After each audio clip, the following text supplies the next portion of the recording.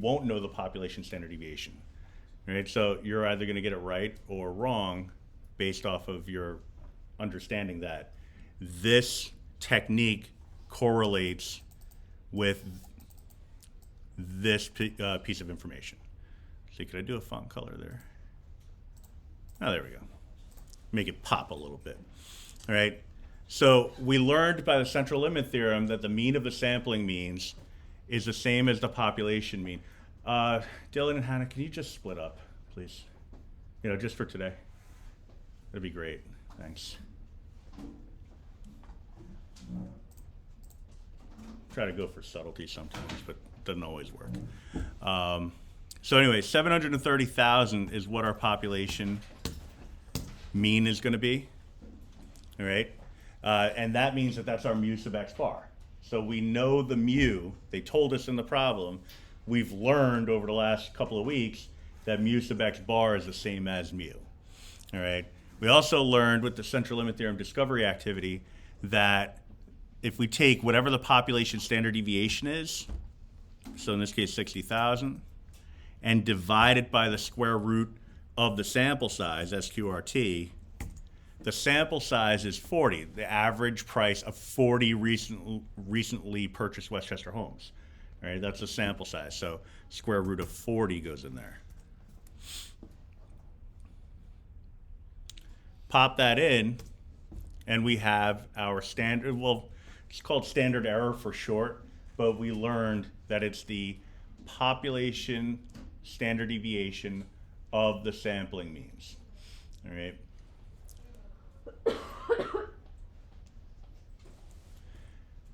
What we need to do is compute the confidence interval based off of that information. All right. The confidence interval is given by a formula. It's in your notes, but what it is, and we're just going to do the Excelified version of it, but you take whatever your sample mean is, and you subtract from it what we call a margin of error. All right. And so this would be the formula for that. Well, before we get into that, I'll get the z-score because we need that for the confidence interval. All right. Just very quickly, I'll just do a quick sketch. If I want 95% confidence, I want the middle 95, I said 90%, yeah, 90%. I want the middle of my table to contain, or I'm sorry, diagram to contain 90% of the data, all right, which leaves 10% total for the fringes. So since it's symmetric, that means we're looking at 5% here and 5% here, all right? So what I want to do here is figure out what these z-scores are. I only really need one of them because it's symmetric, but you know, it's nice to know that there are actually two of them. All right, so what we do for that is we type in absolute value, because I only want the positive measure, norm inv, all right, so the inverse of the normal distribution. All right, now for that norm inv, they want three pieces of information. They want the area, the relevant area, and they want the mean and standard deviation. All right. So in this case, I'm only looking for a z-score, so I'm just going to use 0 and 1 for the mean and standard deviation. So I'm going to put in, well, this is 95%. So that would put 2.5 percentage points on either side. So I would do 0.05 divided by 2, all right? So I'm taking the 5%, that alpha value represents the leftover areas. I'm going to cut that in half because, again, part of that area is on one side, the other part is on the other. All right, comma 0, comma 1, close it up, hit enter, and you have your z-score. All right, so this would be the z-score on either side.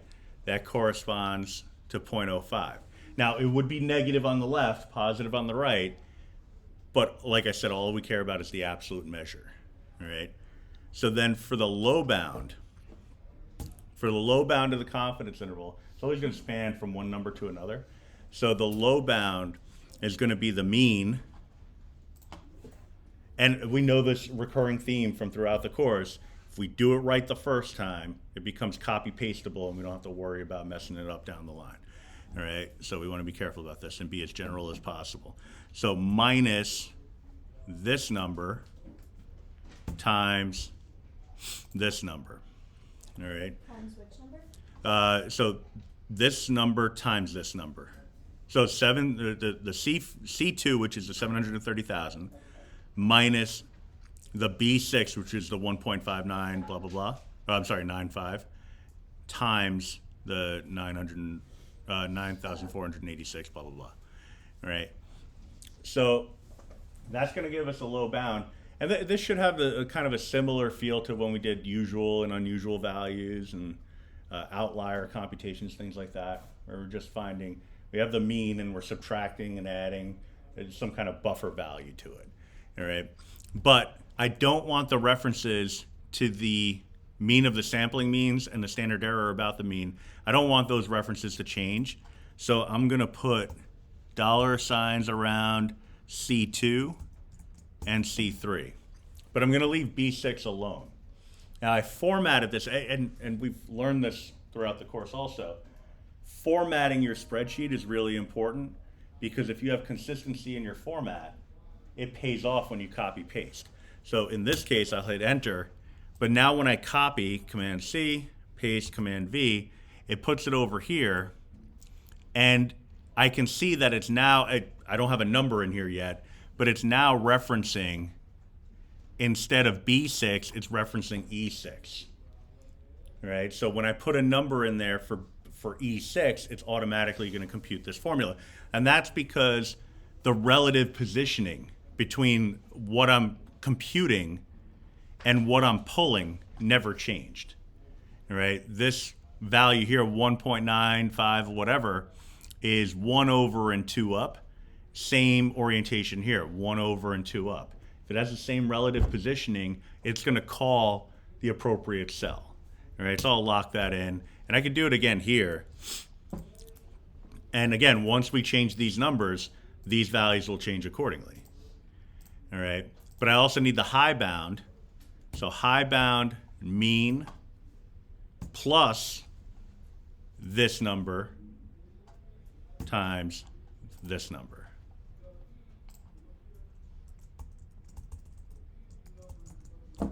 Dollar signs around the C2 and the C3, and leave the B6 alone.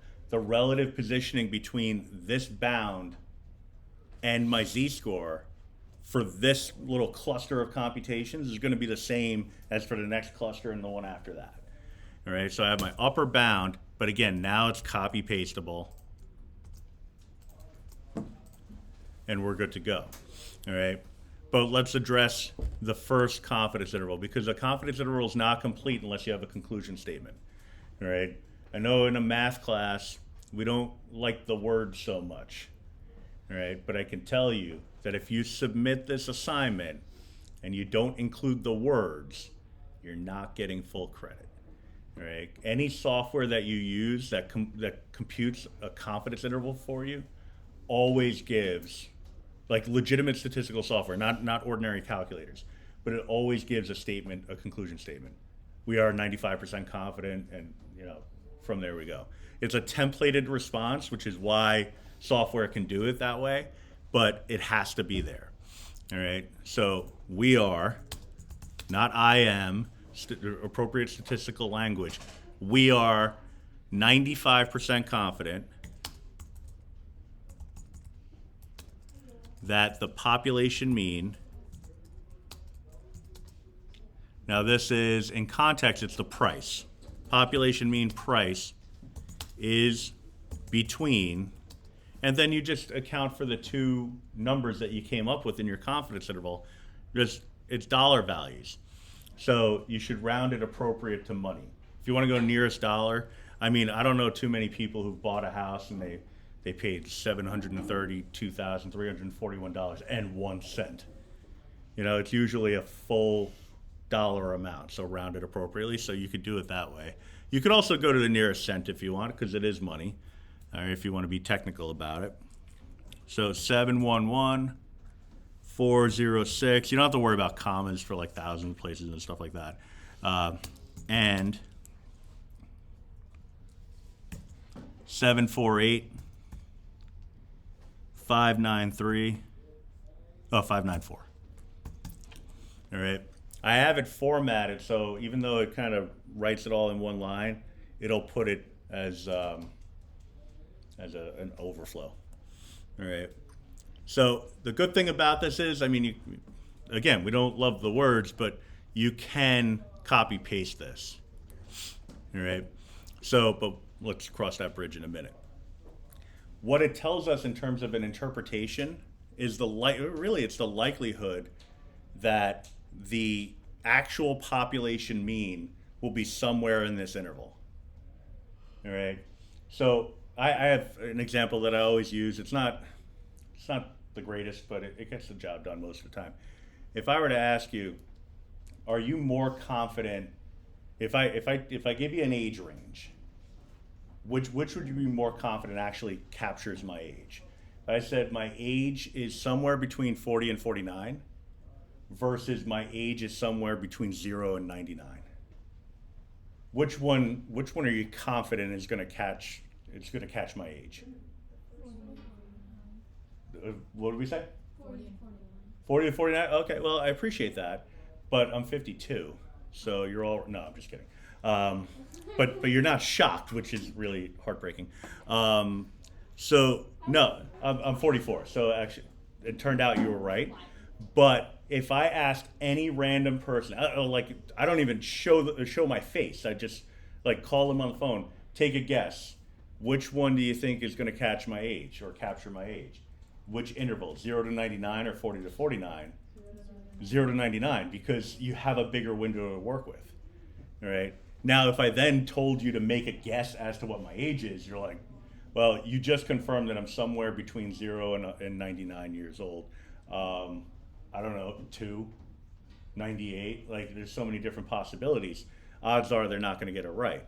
So what we're looking for is the balance between the width of the interval and the chances that the interval is going to capture the true age. All right. Another example, I mean, I guess I could use this one too, is if I were to give a test, and you say, how hard is the test? It's not bad. Most people get somewhere between a 0 and 100. You're like, well, where would I be? Somewhere between 0 and 100.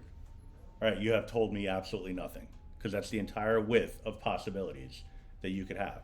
Now, if I told you that your grade, most likely based off your performance, is going to be somewhere between 60 and 69, and you're like, well, that's not nice, but at least I know what you think my potential for scoring a high grade would be. Right? So the wide width tells you nothing. I mean, you'll get it right. Guess what so-and-so got on the last test. Something between 0 and 100. You're right. Yes, you're right. You've told me nothing, though. All right.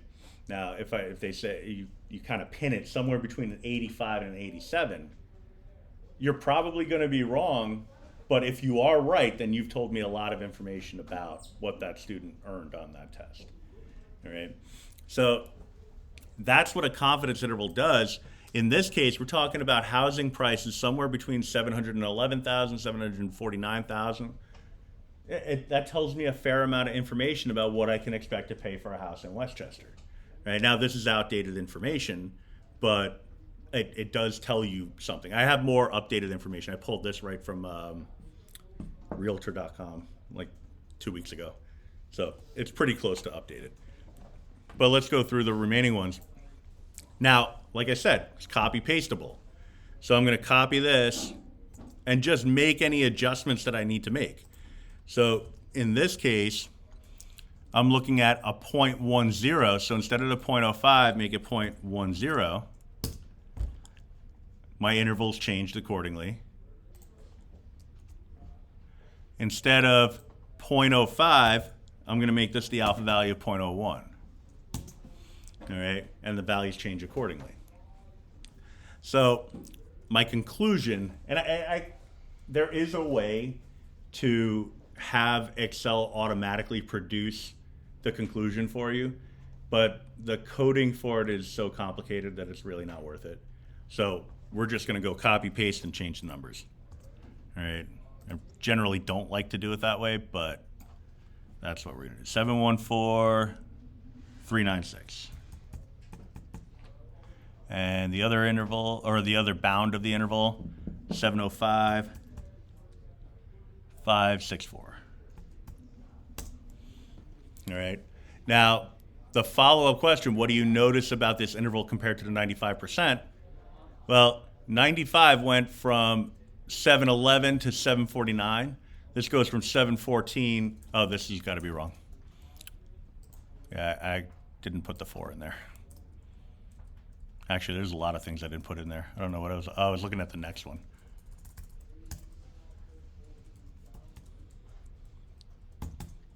All right. So what we're ending up with is an interval that's a little narrower than. Wouldn't it also change to 90% instead of 95? Yes, thank you. Very good. Yeah, so we reduced the confidence level. So it went from 95% to 90%, but it widened the interval, right? So, I'm sorry, it narrowed the interval. So we reduce our confidence, but we narrow the interval. So just going back to the age example, if I tell you that my age is somewhere between 0 and 100, you say, how confident are you that I am telling the truth? That I'm somewhere between not born and 100 years old. You'd say, yep, I'm almost convinced. Like 100% probability that that's the case. Like there's no doubt in my mind. All right. But if I tell you my age is somewhere between 41 and 42, and you're like, I mean, it's probably right, but I'm not very confident. I wouldn't stake my life on it. I'll tell you that. So, yeah, I'm going to say that that's a low confidence level, maybe like 10%. All right. So it makes sense that the interval is going to get narrower for for smaller confidence intervals, but get wider for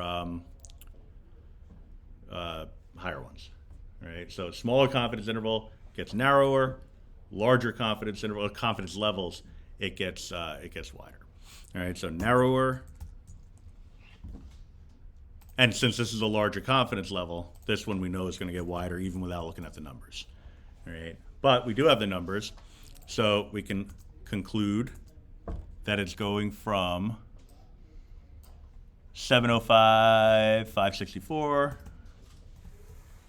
to 754, 436. All right. So that's one part of it, the example. The other part has us really just kind of doing the same stuff again, but this time we have raw data to work with. Like I said, the first part of this was it's outdated. I got this information like 10 years ago. Right? As it turned out, though, based off of my sample, or based off of where I chose to sample, sometimes it was pretty spot on to what it was 10 years ago. Sometimes it was vastly different, right? We don't know the mean. So what I'm going to do is I'm going to take the average of my data points and use that as my mean. Kill that. All right. Then I'm going to take the standard deviation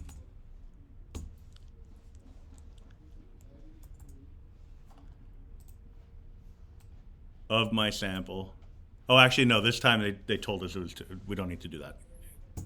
They told us flat out here that sigma was 250,000.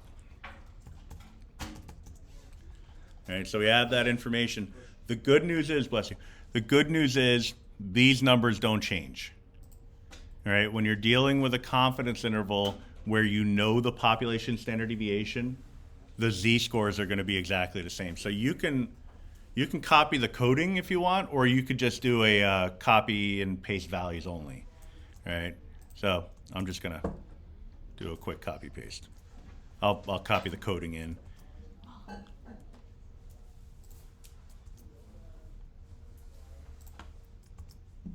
And I included the templates here for you, and even on the assignment I included the templates, so you'll have that information. but really it's just what we did up here for the low bound and the high bound and the conclusion, except we're referencing different things. All right. So equals the mean minus the z-score times the standard deviation.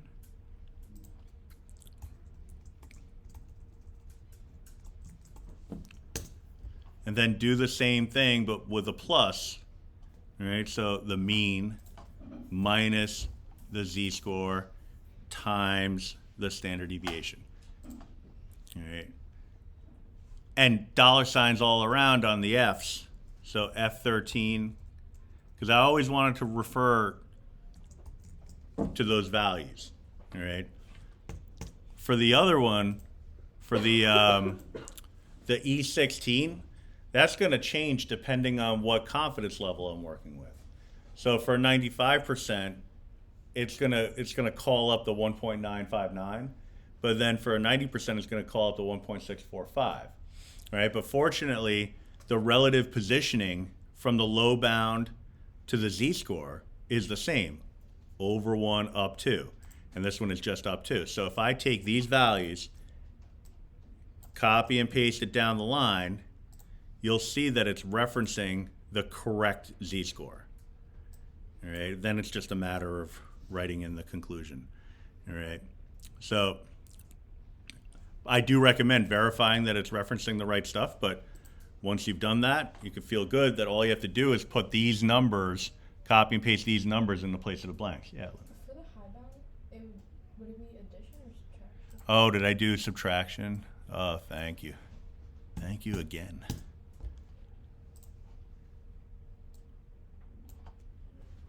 Getting it done.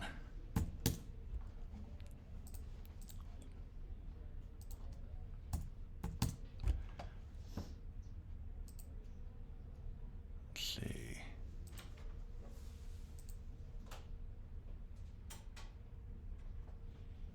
Okay, I think that looks right now.